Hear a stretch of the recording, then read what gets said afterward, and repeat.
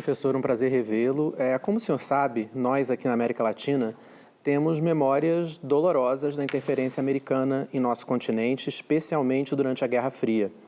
Quando Washington volta a se referir à região como o seu quintal, fala em retomar o Canal do Panamá, em ações militares para combater cartéis de drogas na região, autoridades do primeiro escalão do governo americano criticam instituições, caso do Brasil.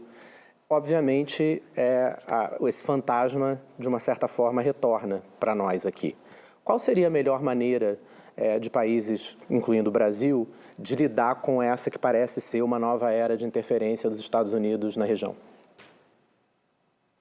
That is a great question. In fact, if I knew the answer to that question, I think I would have a much better paying job.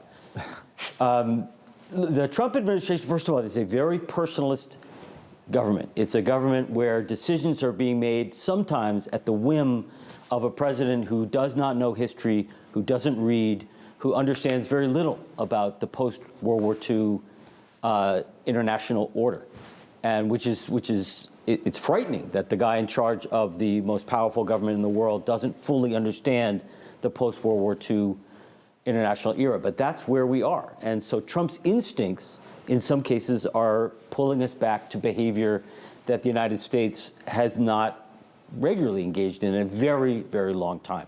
Open, naked bullying of other countries. I have no idea if Trump is serious about taking back the Panama Canal, but even discussions of these natures are really frightening. I don't think anybody knows how far the Trump administration will go with this. It's clear that this is a government that does not think about the medium and long term. It does not think about it has no plan for an international democratic order after the Trump presidency. It's a government that is willing to engage in short-term bullying without thinking about the longer-term costs. And so we don't care too much about our so-called soft power anymore, and we don't care about our longer-term relationships with the region. And that leads to the kind of bullying that we're seeing across the region, including the tariffs against Brazil.